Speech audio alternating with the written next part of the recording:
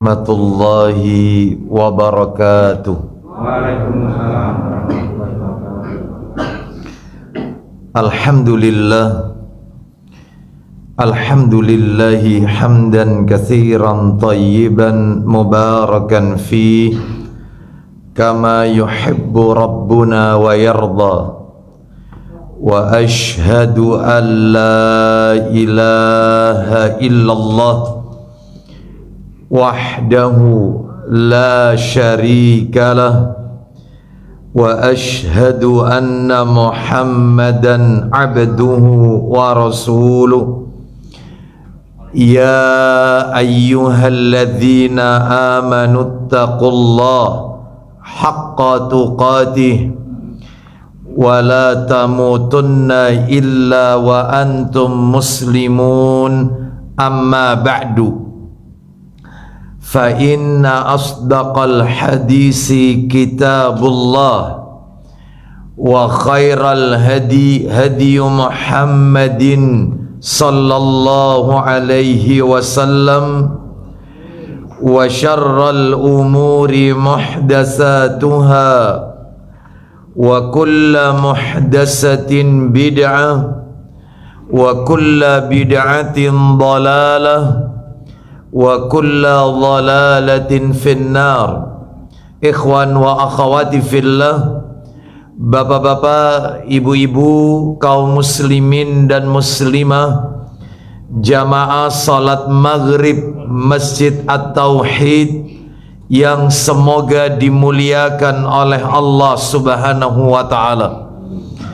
Kepada segenap pengurus Yayasan dan Ta'mir Masjid At-Tauhid yang semoga dirahmati oleh Allah Azza wa Jalla. Tidak ada kata yang patut kita ucapkan di malam hari ini selain rasa syukur kita kepada Allah Subhanahu wa ta'ala atas segala karunia nikmat yang telah Allah berikan kepada kita.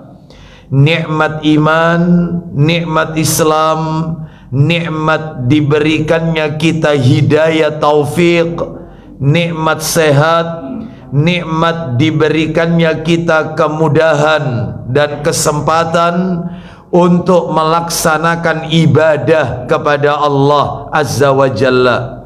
Sebagaimana yang kita lakukan pada malam hari ini, Allah berikan kita kemudahan melaksanakan salat maghrib berjamaah, dilanjutkan dengan 748 Hijriyah. Apa kata Imam Adz-Dzahabi?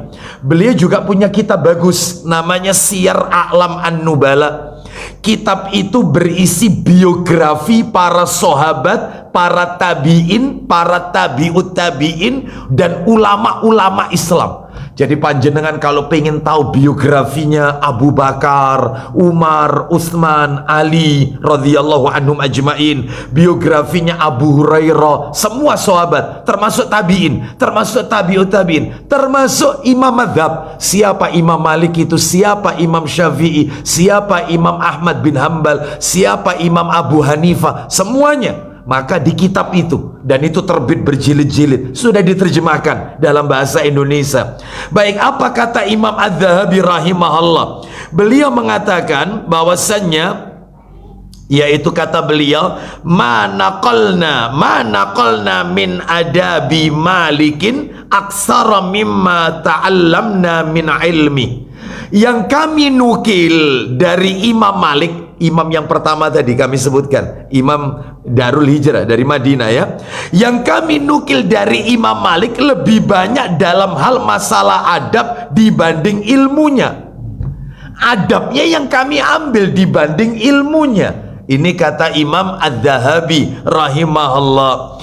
Bahkan Bapak Ibu sekalian rahimani wa rahimakumullah, yang cukup bikin kita yaitu merinding, tingkat Ibnul Mubarak rahimahullah. Apa kata beliau? Beliau mengatakan, ta'allamnal adab salasina aman wa ta'allamnal ilma 20. Kata beliau rahimahullah, kami itu belajar masalah adab selama 30 tahun. Sedangkan kami mempelajari ilmu itu selama 20 tahun.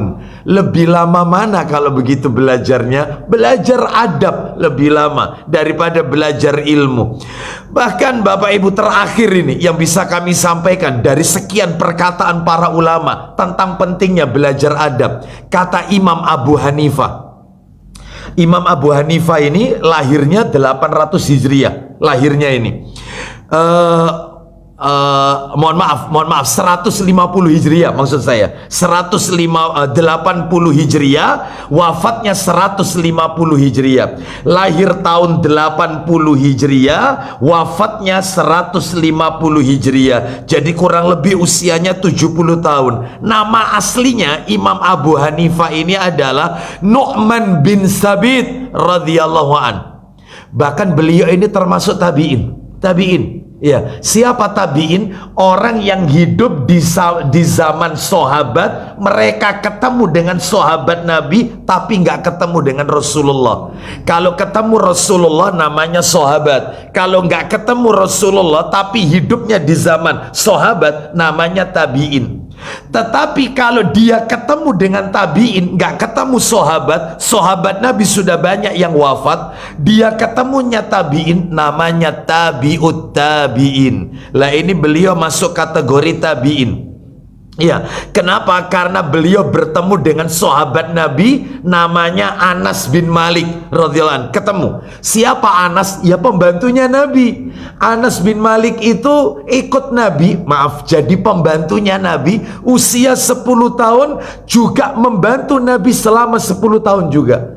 Jadi tinggal dibagi saja, tinggal dikurangi maksud saya. Kalau Nabi wafat itu usia yaitu 63, ya, berarti kalau Anas bin Malik ikut Nabi selama 10 tahun sampai Nabi wafat, berarti ikut Nabi saat Nabi usia 53. Sedangkan ketika Nabi usia 53, Anas itu umurnya 10 tahun. Jadi Nabi wafat, Anas umur 20 tahun. Memangnya berapa usianya Anas ini wafat? 103 Bapak Ibu sekalian. Anas radhiyallahu an ini, Anas bin Malik radhiyallahu an, itu wafat usia 103, anaknya 106. Ya, banyak anaknya karena doa berkahnya Nabi sallallahu alaihi wasallam. Baik, kita lanjutkan apa perkataan Imam Abu Hanifah. Beliau berkata bahwasannya, kita lihat di sini, al-hikayatu 'anil ulama wa mujalasatihim ahabbu ilayya min katsirin minal fiqhi li'annaha adabul qaumi wa akhlaquhum. Kisah-kisahnya para ulama dan duduk bersama mereka, kisah-kisahnya para ulama-ulama dulu dan duduk dengan para ulama itu lebih aku sukai daripada aku mempelajari beberapa bab fikih. Itu kenapa? Karena kisah mereka yaitu dalam kisah mereka diajarkan tentang adab dan akhlak budi pekerti yang luhur. Bahkan Bapak Ibu, mohon maaf, Imam Ahmad itu kalau sekali majelis taklim kayak begini, Imam Ahmad bin Hambal rahimahullah, Imam Ahmad ini hafal 1 juta hadis. 1 juta hadis hafal. Itu kalau masuk ke laptop kita hang mungkin ya. Imam Ahmad bin Hambal rahimahullah hafal 1 juta hadis. Bukan hanya hadisnya, sanad-sanadnya, ya, perawi-perawinya, ya, seperti itu. Nah, beliau ini sekali duduk di majelis ilmu itu yang hadir 2000 orang. Yang 500 orang mencatat yang disampaikan. Sisanya yang 1500 itu melihat adabnya Imam Ahmad bin Hambal ketika di majelis taklim. Cara duduknya, cara menyampaikan kajian, bagaimana saat beliau itu minum, itu diperhatikan adabnya. Sampai seperti itu pentingnya belajar adab, belajar etika, belajar akhlak, itu ya. Baik Bapak Ibu sekalian rahimani wa rahimakumullah. Kita masuk sekarang materi nomor 2 Bapak Ibu. Materi yang kedua, doa agar memiliki budi pekerti yang baik, akhlak yang baik, adab yang baik. Apa doanya? Doanya pendek Bapak Ibu. Nanti saya tawarkan ke Bapak Ibu minta yang panjang atau yang pendek. Saya yakin panjenengan pasti pilih yang panjang itu ya. Baik, Bapak Ibu sekalian rahimani wa rahimakumullah. Ada doa yang pendek yang diriwayatkan oleh Tirmidzi dalam kitab Sunan Tirmidzi. Nomor hadisnya kalau tidak salah itu nomornya 3591. Tirmidzi 3591. Begini doanya. Mudah kok, mudah sekali. Yang diminta dalam doa ini 3, mintanya 3. Perhatikan ya, begini doanya itu. Yang diminta 3. Allahumma inni jadi berlindung kepada Allah, yaitu dari 3 hal. Maksud saya, yang pertama kita dengarkan, Allahumma inni a'udzubika min munkaratil akhlaq. 1, wal a'mal. 2, terakhir wal ahwa. 3. Mintanya cuman berlindung kepada Allah dari 3 perkara. Allahumma inni a'udzubika min munkaratil akhlaq, ya. Yang kedua wal a'mal, yang ketiga wal ahwa. Artinya, coba sudah ketemu Pak Didi? Silakan. Dari Ziyad bin Ilaqah, dari pamannya, silakan. Dari Ziyad bin Ilaqah, dari paman Ziyad, paman Ziyad berkata, Ya, silakan. Nabi SAW bersabda, Apa isi sabdanya? Ya Allah, sesungguhnya aku berlindung kepadamu dari akhlak, perbuatan dan hawa nafsu yang mungkar. Baik, maksudnya mungkaratil akhlak. Aku berlindung kepadamu ya Allah dari akhlak yang mungkar. Perbuatan, mohon maaf, akhlak yang tercela maksudnya. Yang kedua dari amal apa ini? Amal yang buruk. Dan yang ketiga hawa nafsu. Jadi kalau mau disimpulkan, ya Allah aku berlindung kepadamu dari akhlak, dari amal dan hawa nafsu yang mungkar, yang jelek. Dari akhlak yang jelek, dari perbuatan yang jelek, dan dari hawa nafsu yang jelek. Wallahu a'lam wa bishawab. Masih banyak lagi tentunya. Bahkan Bapak Ibu sekalian, ada sebuah doa, yaitu di dalam hadis yang diriwayatkan oleh Imam Ahmad. Coba dibuka kitab Sahih Targhib wa Tarhib jilid 5, nomornya 2657. 2657. Di situ ada doa bunyinya begini, Allahumma kama ahsanta khalqi fa ahsin khuluqi. Nah itu, Allahumma kama ahsanta khalqi fa ahsin khuluqi. Silakan.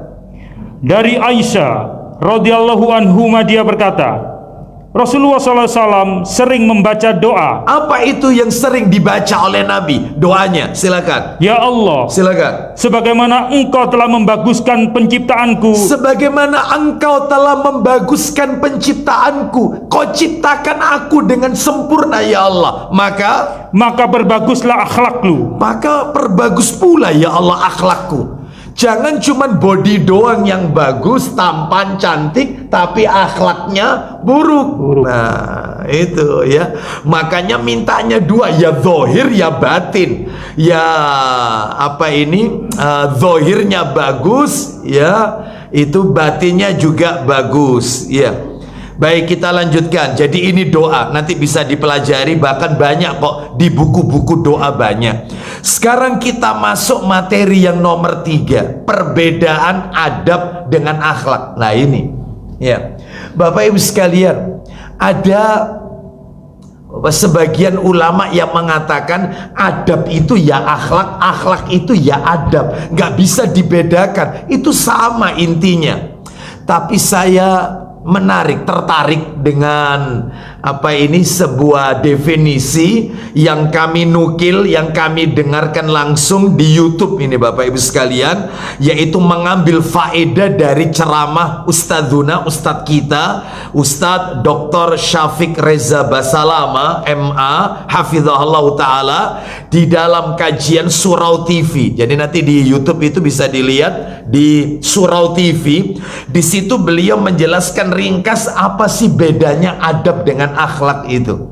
Intinya di tayangan YouTube itu, nah ini yang menarik ini, yaitu beliau mengatakan, dan saya lebih condong dengan pengertian ini, ternyata ya tidak bisa kita katakan sama.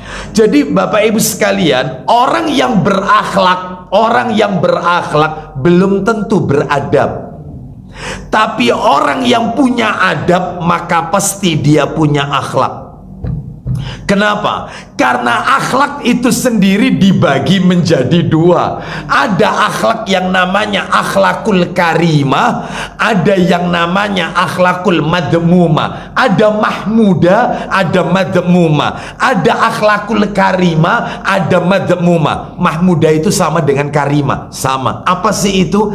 Ada akhlak itu yang akhlakul karimah, akhlak terpuji, atau akhlakul mahmudah, akhlak yang terpuji. Bagus. Yang kedua ada akhlak itu namanya madmumah, kebalikannya, akhlak yang tercela, budi pekerti yang tercela. Ya. Sedangkan kalau adab, semua bentuk adab itu adalah masuk dalam kategori akhlakul karimah. Jadi akhlak yang baik itu adalah adab. Semua akhlak yang mahmudah itu adab. Makanya orang berakhlak belum tentu adab, karena akhlak itu dibagi dua. Yang mana dulu nih? Yang terpuji apa yang tercela? Lah kalau terpuji, lah itu yang namanya adab. Sedangkan kalau tercela, lah itu yang apa ini, yang bukan masuk kategori, yaitu adab. Bapak Ibu sekalian rahimani wa rahimakumullah, saya tambahkan dikit definisinya. Kata para alim ulama juga mengatakan adab itu adalah, ya, adab itu adalah cara dalam menyikapi sesuatu dan selalu yang baik-baik. Makanya Bapak Ibu tidak ada, panjenengan perhatikan aja kajian-kajian di masjid, tidak ada istilah yaitu akhlak makan, nggak ada. Yang ada itu adab makan, ya. Akhlak tidur nggak ada. Yang ada itu adab tidur, adab sebelum tidur, adab bangun tidur, adab masuk toilet, adab berumah tangga, adab bertetangga. Itu tidak ada, yaitu akhlak, yaitu misalnya bertetangga, akhlak apa ini memakai baju, akhlak masuk masjid, nggak ada. Yang ada itu adab masuk masjid dan adab keluar masjid. Berarti kesimpulannya akhlak-akhlak yang baik itu, itulah bagian dari adab.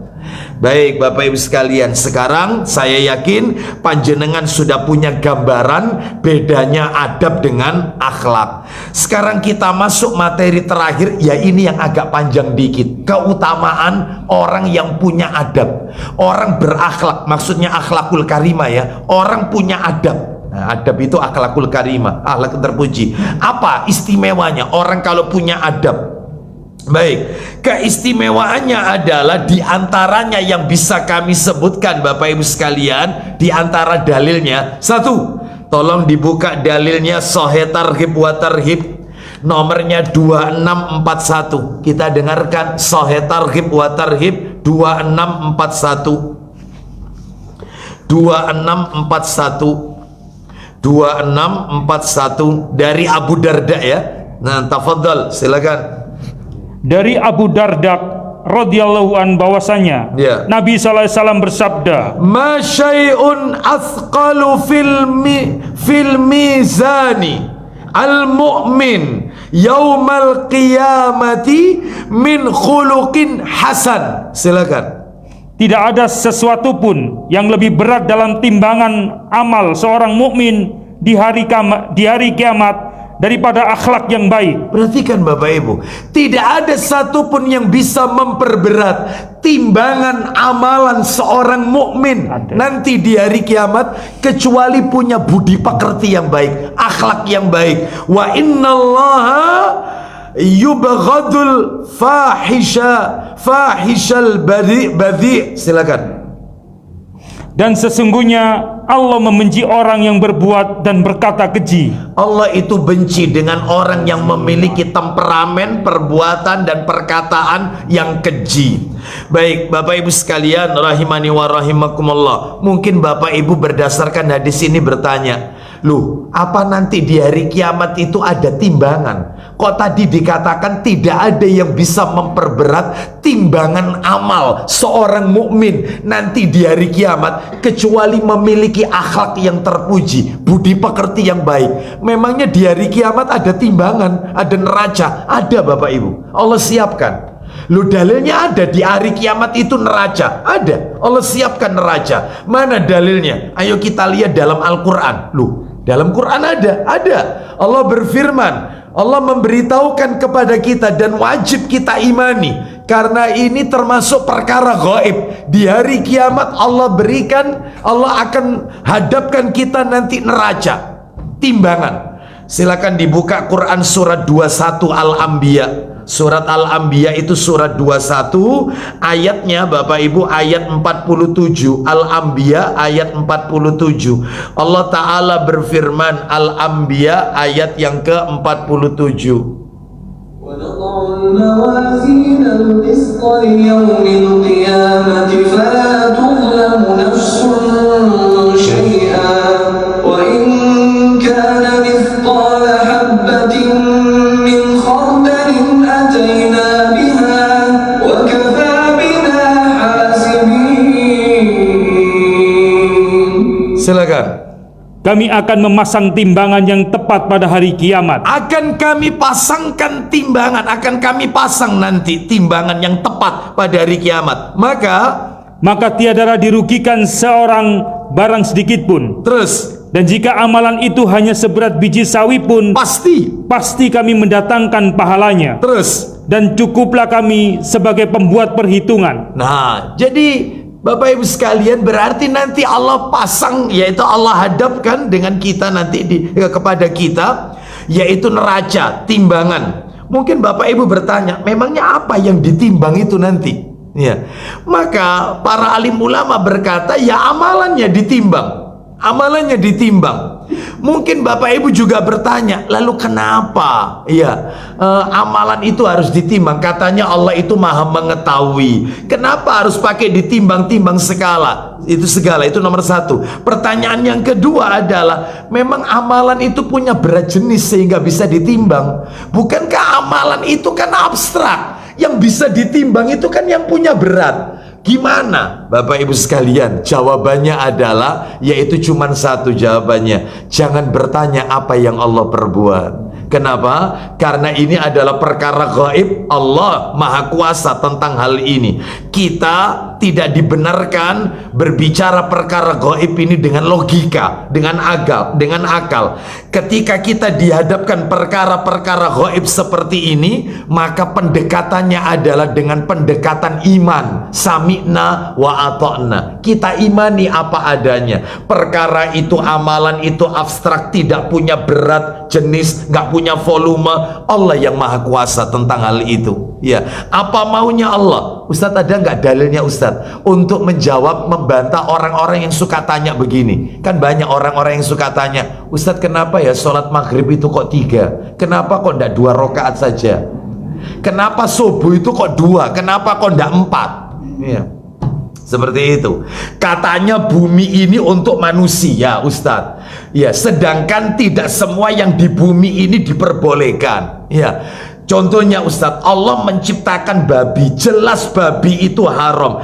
Kalau memang babi itu haram, tidak boleh dikonsumsi, kenapa diciptakan?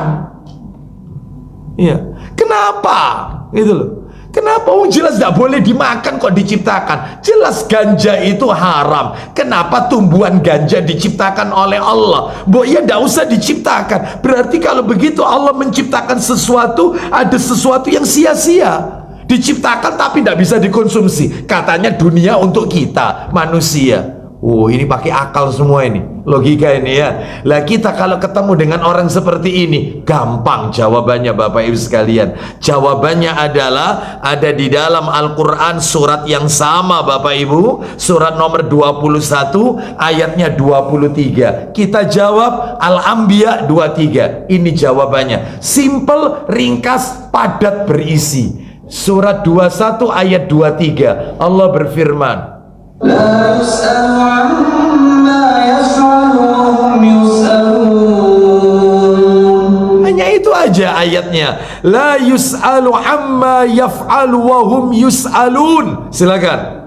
Dia tidak ditanya tentang apa yang diperbuatnya, Terus dan merekalah yang akan ditanyai. seakan-akan ayat ini berkata, jangan bertanya apa yang Allah perbuat, tetapi kalianlah yang akan ditanya oleh Allah apa yang kalian perbuat. Itu hak prerogatifnya Allah. Allah mau menciptakan iblis, mau menciptakan setan. Gara-gara setan kita ini banyak masuk neraka, Ustadz. Ngapain Allah nyiptakan setan? Haknya Allah. Ya, jangan bertanya apa yang Allah perbuat. Justru kalianlah yang akan ditanya oleh Allah apa yang kalian perbuat. Enak, sudah. Jadi tugas kita adalah yaitu sami'na wa ata'na. Ini dalil pertama tentang pentingnya akhlak ya. Mohon maaf, keutamaan akhlak. Jadi akan menjadi pemberat timbangan amal. Ya, mudah-mudahan kita semua dijadikan oleh Allah orang-orang yang berakhlakul karimah. Yang kedua, Bapak Ibu sekalian, coba dibuka Pak Didi Sahih Targhib wa Tarhib nomor 2642 2642 dari Abu Hurairah radhiyallahu an. Silakan. Ayo. Dari Abu Hurairah radhiyallahu an, dia berkata, Silakan. Rasulullah SAW ditanya tentang sesuatu yang paling banyak memasukkan manusia ke dalam surga. Su'ila Rasulullah sallallahu alaihi wasallam an aktsari ma yudkhilun nasa al jannah. Nabi itu ditanya tentang perkara apa yang paling banyak memasukkan orang ke surga. Apa itu perkara apa? Lihat, faqala taqwallah wa husnul khuluq. Silakan. Maka beliau menjawab, Ya. ketakwaan kepada Allah dan akhlak yang baik. Duh, orang yang bertakwa sama orang yang punya budi pekerti yang mulia, itu yang paling banyak masuk ke surga, kata Nabi. Mudah-mudahan kita termasuk di dalamnya. Terus kemudian ditanya lagi Nabi, wasu'ila an aktsari ma yudkhilun nasa an-nara. Silakan. Beliau pun ditanya tentang sesuatu yang paling banyak memasukkan manusia ke dalam neraka. Apa yang paling banyak wahai Rasulullah? Yang paling banyak memasukkan seseorang itu ke dalam neraka. Orang itu paling banyak masuk neraka itu karena apa? Faqala al-famu wal farju. Silakan. Maka beliau pun menjawab, Satu, mulut dua, dan kemaluan. mulut dan kemaluan itu yang paling banyak memasukkan orang ke neraka. Mulutnya suka menggunjing, mulutnya suka berkata kotor, keji, lisannya suka menfitnah orang, lisannya suka menghibah, namimah, dan seterusnya. Sedangkan yang satunya, maaf, farju, yaitu farji, kemaluan, adalah dia tidak terhindar dengan zina, waliyadzubillah. Baik, ini yang banyak memasukkan seseorang ke dalam neraka. Sekarang kita lanjutkan, yaitu dalil yang lain. Dalil yang lain saya tambahkan. Coba dibuka Sahih Targhib wa Tarhib nomor 2648 2648 2648 dari Abu Umamah. Nah, ini menarik ini. Silakan. Dari Abu Umamah radhiyallahu an. Silakan. Dari Abu Umamah radhiyallahu an, ia berkata, Ya. Rasulullah SAW bersabda, Ana za'imun bi baitin fi rabadil jannati liman tarakal mira'a wa in kana muhiqqan. Silakan. aku menjamin satu rumah di pinggiran surga bagi orang yang meninggalkan perdebatan walaupun ia benar. Aku akan menjamin sebuah rumah yang rumah itu terletak di bagian paling bawah dari surga, pinggiran surga. Untuk siapa rumah itu? Untuk mereka yang meninggalkan debat sekalipun dia berada pada posisi yang benar. Gak usah debat. Sampaikan aja dalil, perkara dia tidak terima, doakan dia dapat hidayah. Nggak usah debat, kontok-kontokan, nggak usah. Tugas kita cuma nyampaikan. Diterima alhamdulillah, tidak diterima doakan dapat hidayah. Itu saja tugas kita. Ya, jadi nggak perlu kita sampai ngotot itu, nggak usah. Ya, orang ninggalkan debat meskipun dia benar, posisinya benar, tapi dia hindari debat, itu dapat rumah di surga, tapi levelnya level bawah. Level bawah. Lanjut, yaitu wabi baitin fi wasatil jannati liman tarakal kadhiba wa in kana mazihan. Silakan. Dan satu rumah. ya, Satu rumah di tengah surga bagi orang yang meninggalkan dusta walaupun dalam bercanda. baik. Yang kedua kata Nabi, aku jamin mendapatkan rumah di bagian tengah surga. Levelnya naik dikit. Kalau tadi di bawah, sekarang di pertengahan surga. Untuk siapa? Untuk orang yang meninggalkan dusta sekalipun dia dalam kondisi bercanda. Bapak Ibu mohon maaf, Nabi itu suka bercanda. Ya, sampai ada buku judulnya, buku itu kitab Arab, sudah ditranslate, diterjemahkan dalam bahasa Indonesia. Judulnya Candanya Nabi. Nabi itu suka bercanda, tapi yang Nabi ucapkan candanya itu benar, wahyu dari Allah. Contoh, salah satu candaannya Nabi, guyonannya Nabi. Datang seorang tua, orang tua, usia tua. Orang ini berkata, doakan aku masuk surga wahai Rasulullah, doakan aku masuk surga. Nabi lihat orang itu dari atas sampai ke bawah. Katanya Nabi, maaf, di surga tidak ada orang tua. Di surga tidak ada orang tua. Ini guyonan ini. Lah orang ini mendengarkan kata-kata atau kalimat di surga tidak ada orang tua, sedangkan dia sudah sepuh, sudah tua. Waduh. Akhirnya orang ini sedih. Lalu kemudian ketika akan meninggalkan majelis Rasulullah dipanggil lagi sama Nabi. Kemarilah. Sesungguhnya penduduk surga itu ketika nanti dia ditakdirkan masuk surga, usianya adalah 30 sampai 33 tahun. Maaf, 33 tahun. Sekalipun dia wafat usia 70 tahun, kalau dia masuk surga, maka umurnya dikembalikan 33 tahun. Semua penduduk surga itu umurnya 33. Semuanya. Ya, mudah-mudahan kita semua termasuk penduduk surganya Allah Azza wa Jalla. Ya, Allah masukkan kita dalam surga. Sekalipun kita sudah sepuh, ya, apalagi pini sepuh, gitu ya. Maka kalau kita penduduk surga, usianya tetap 33 tahun. Apa katanya Nabi? Penduduk surga itu usianya 33 tahun, tingginya seperti Adam, sekalipun di dunia tingginya 165, 170 mungkin ya, rata-rata ya. Ini tingginya Adam. Adam itu berapa tingginya? 60 dhira'. Satu dhira' itu ujung jari tengah sampai ke siku. Ini satu dhira'. Ini anggap aja segini, ini 50 cm, setengah meter anggap ini. Ini tingginya Adam 60-nya ini, 60 dhira'. Ya 30 meter. Plafonnya masjid ini berapa? Ya tinggal itu. Meskipun ketika wafat usianya, mohon maaf, tingginya ya 160, 165 seperti itu tinggi orang Indonesia ya. Mohon maaf. Jadi itu Bapak Ibu. Terus kemudian wajahnya Yusuf. Saya lanjutkan dikit. Wajahnya Yusuf, hatinya hati Ayyub alaihissalam. Ya. Usia 33, tinggi Nabi Adam, wajahnya Yusuf, dan hatinya Ayyub alaihissalam. Nah inilah penduduk surga. Itu disebutkan dalam sebuah hadis dalam kitab Sahih Targhib wa Tarhib. Baik Bapak Ibu, saya tutup satu lagi ya, yang terakhir bagian surga tertinggi. Yang pertama bagian rendah, surga, rumah di surga bagian bawah. Untuk siapa? Ninggalkan debat meskipun benar. Yang posisi kedua, orang yang mendapatkan rumah di pertengahan surga.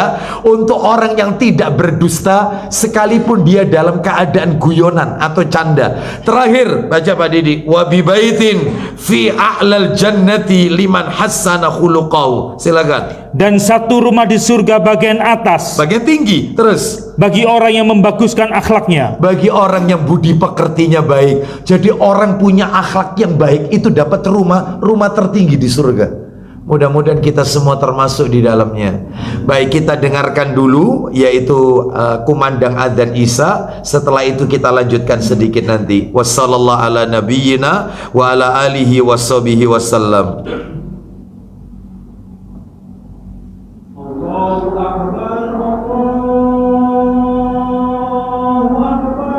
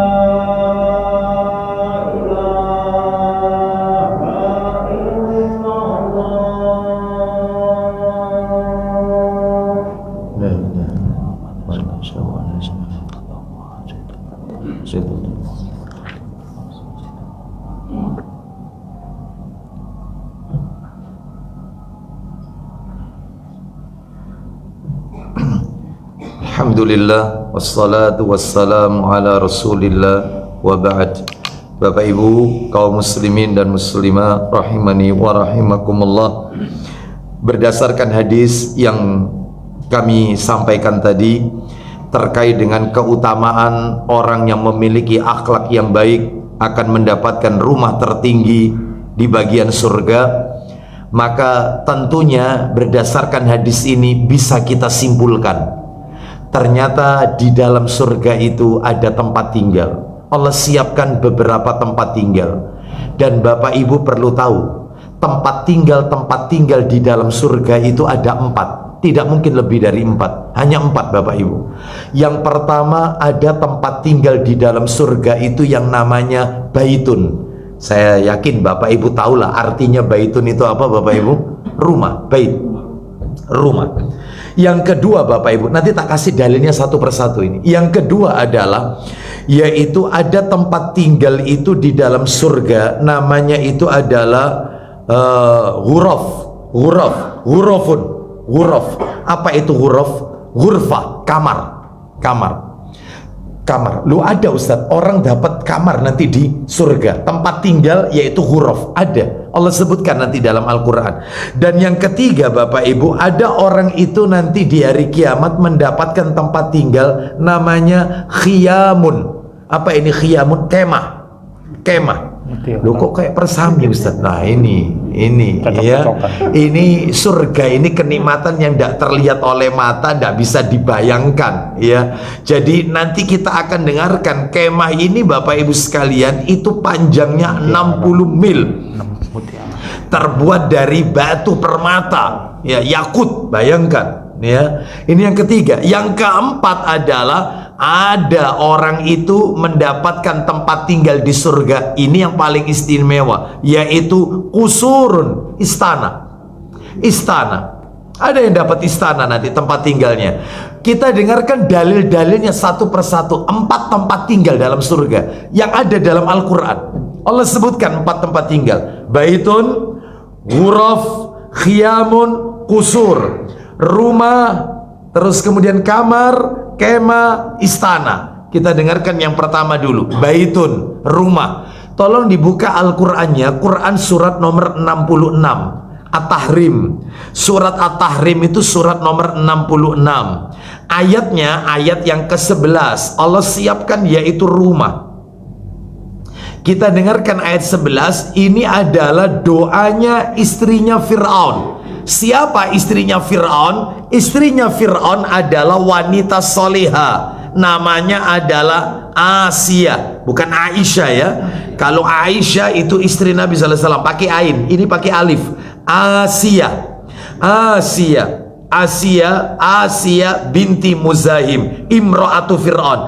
Asia putrinya Muzahim, istrinya Fir'aun. Suaminya kafir, Fir'aun, raja kekafiran, bahkan menantang yaitu Allah Azza wa Jalla, Fir'aun ya. Tapi Asia wanita soleha, bayangkan ini ya, hidup di istana Fir'aun, Asia ini, bayangkan. Dan Bapak Ibu tahulah yang namanya istana nggak mungkin lah kecil, pasti besar. Apalagi yaitu disebutkan Asia ini tinggal di istana Fir'aun dengan sekian banyak pelayan-pelayan, harta kekayaan dengan besarnya dan seterusnya. Namanya saja istana. Nah, tapi tetap Asia berkeyakinan istana ini akan hancur. Makanya Asia berdoa kepada Allah, minta dibangunkan rumah di surga. Ya ini doanya, surat At-Tahrim ayat 11. Kita dengarkan. Allah Ta'ala berfirman, surat nomor 66 ayat 11.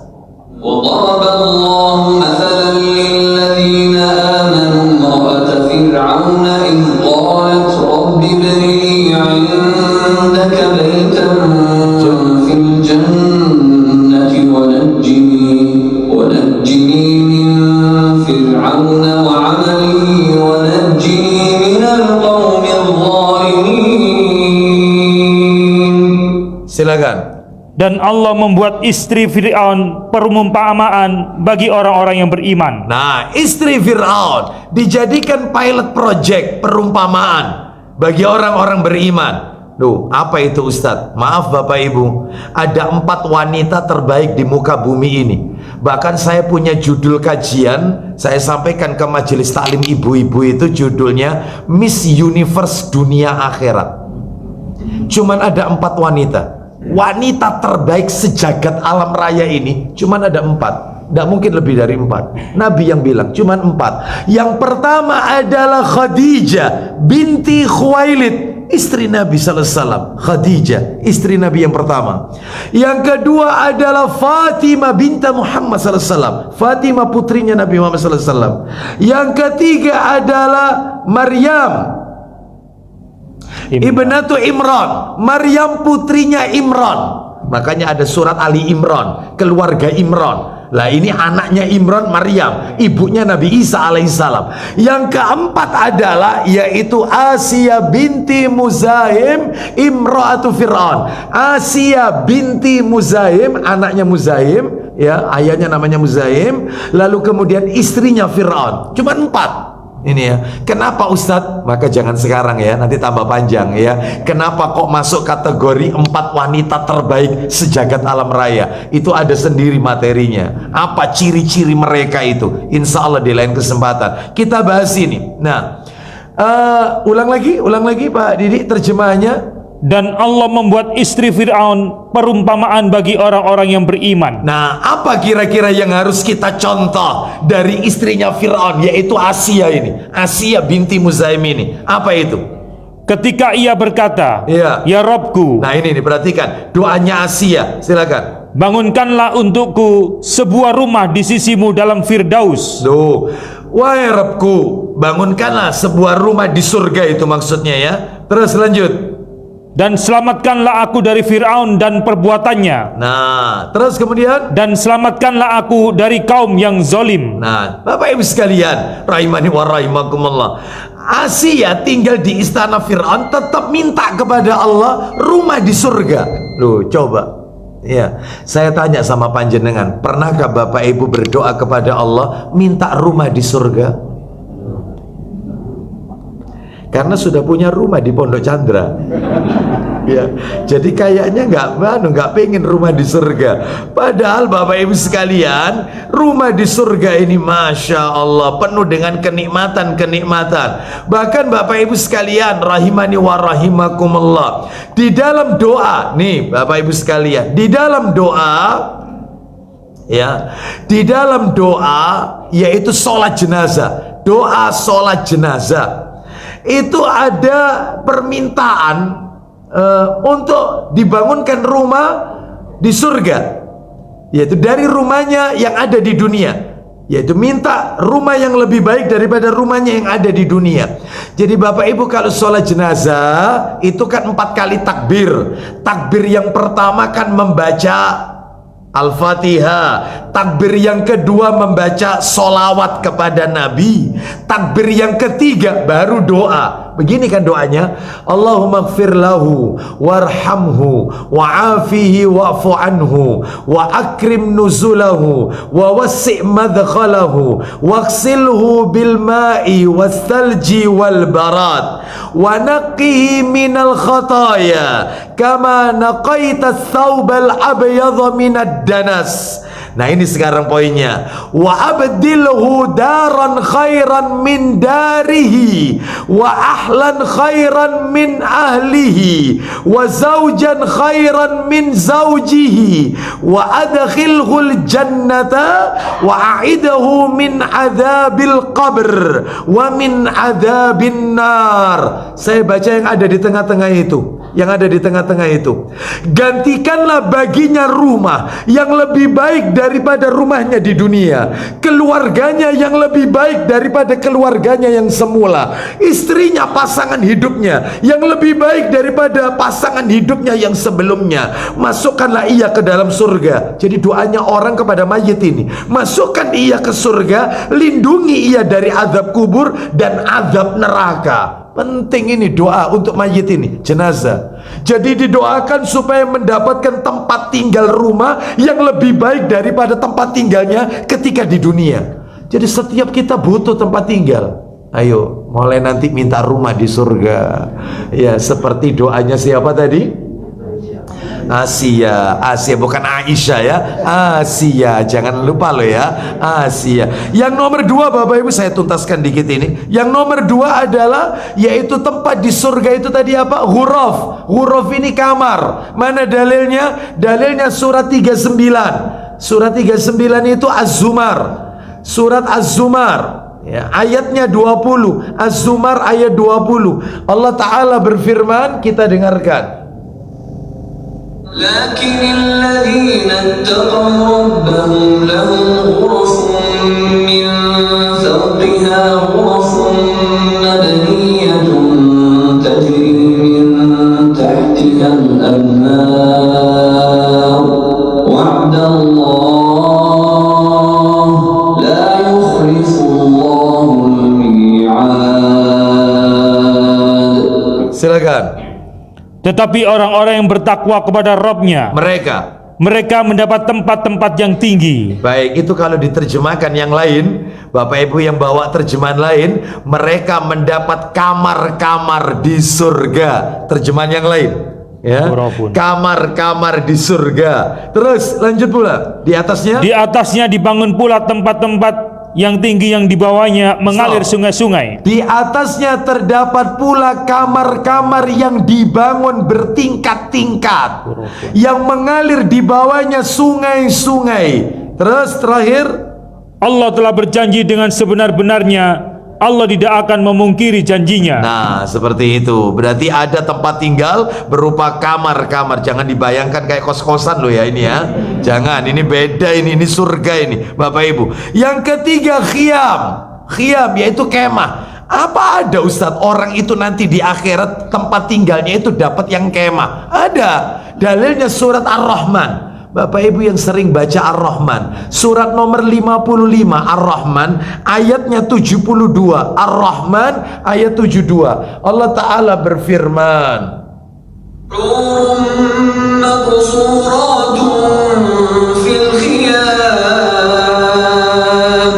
silakan. 72. Bidadari, silakan. 5572. Ya, 5572, silakan. Bidadari-bidadari yang jelita, putih bersih, dibingit dalam rumah. Bukan rumah, kemah, Oke. kemah. Itu terjemahannya. Di sini terjemahan di saya kemah, kemah, ya. Karena khiyam itu artinya kemah, kemah, Baik. ya. Di dalamnya terdapat bidadari-bidadari yang putih, cantik, jelita. Saya juga punya judul kajian yaitu mengenal bidadari mulai ujung rambut sampai ujung kaki. Oh, ya. Istimewa kalau materi itu ya.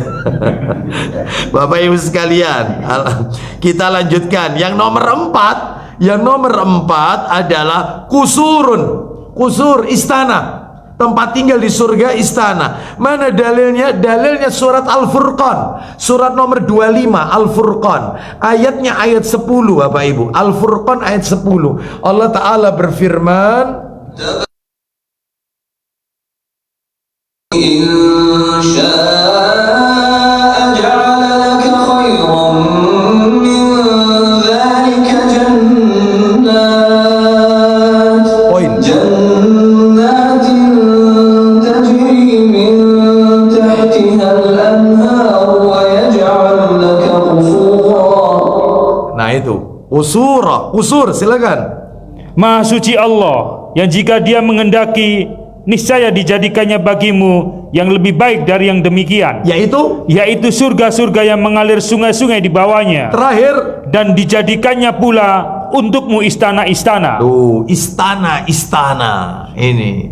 Baik Bapak Ibu sekalian, nanti kita akan lanjutkan pembahasan ini pada kajian berikutnya, yaitu terkait dengan siapa saja orang-orang yang mendapatkan tempat tinggal tersebut, terutama rumah-rumah di surga. Baik Bapak Ibu, saya cukupkan sampai di sini dengan kesimpulan bahwasanya orang yang memiliki budi pekerti yang baik, akhlakul karimah, maka dia mendapatkan keutamaan di sisi Allah Azza wa Jalla.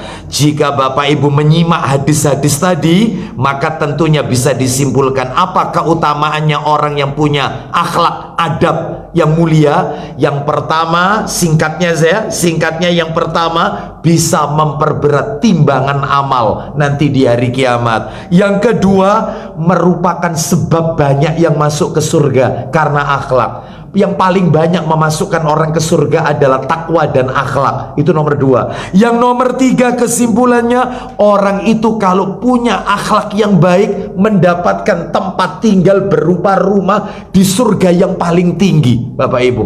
Dan sebagai penutup yaitu daripada kajian kita, saya akan bacakan sebuah hadis yang bikin kita merinding tentang pentingnya belajar adab ini, yaitu coba sebagai kalimat akhir dibuka Sahih Targhib wa Tarhib nomor 2649 dari Jabir bin Abdullah radhiyallahu an. Silakan, ayo. Dari Jabir radhiyallahu an bahwasanya Rasulullah SAW bersabda, isi sabdanya, inna min ahabbikum ilayya wa aqrabikum minni majlisan yaumal qiyamah ahasinakum akhlaqan. Silakan. sesungguhnya orang yang paling saya cintai dari kalian. Stop. Orang yang paling aku cintai dari kalian, dicintai Rasul, dicintai sang utusan. Lanjut Pak Didik. Nomor 2. Dan paling dekat dariku majelisnya di hari kiamat. Dan paling dekat nanti sama aku di hari kiamat, menemani sang utusan nanti di surga bersama dengan sang utusan. Sudah dicintai Rasul, majelisnya, tempatnya paling dekat sama Rasul nanti di surga Allah. Lanjut. Siapa itu orangnya? Adalah orang yang paling baik akhlaknya. Orang yang punya budi pekerti yang baik, punya adab, punya akhlak, ya, kepada sesama dan seterusnya. Wallahu a'lam wabishawab. Demikian, semoga Allah menjadikan kita orang-orang yang berakhlakul karimah. Semoga materi ini menjadi tambahan ilmu yang bermanfaat bagi kita semua. Amin. Dan diberikan keberkahan oleh Allah Azza wa Jalla. Amin. Ada tanya jawab? Silakan Mas. Satu. Cuma mau nanya untuk kajian yang hari ini dan berikutnya itu kan soal rutin gitu. Ya. Itu apakah ada rujukan kitab mungkin ensiklopedia adab atau jenisnya? Coba nanti saya akan carikan yang simple, yang apa ini kitabnya, yang jelas ada. Insya Allah ada. Ya, kitab tentang adab ini banyak sekali. Nanti akan kami carikan, yaitu yang ringan saja, yang bisa langsung dipraktekkan dalam kehidupan kita sehari-hari. Insya Allah. Baik. Ibu-ibu ada yang bertanya? Tidak ada ya, ibu-ibu sudah ngantuk ya. Baik. Baik, kita tutup dengan kafaratul majlis. Wassallallahu ala nabiyyina wa ala alihi washabihi wasallam. Subhanakallahumma wa bihamdika asyhadu an la ilaha illa anta astaghfiruka wa atubu ilaik. Wa akhiru da'wana anil hamdulillahi rabbil alamin. Assalamualaikum warahmatullahi wabarakatuh.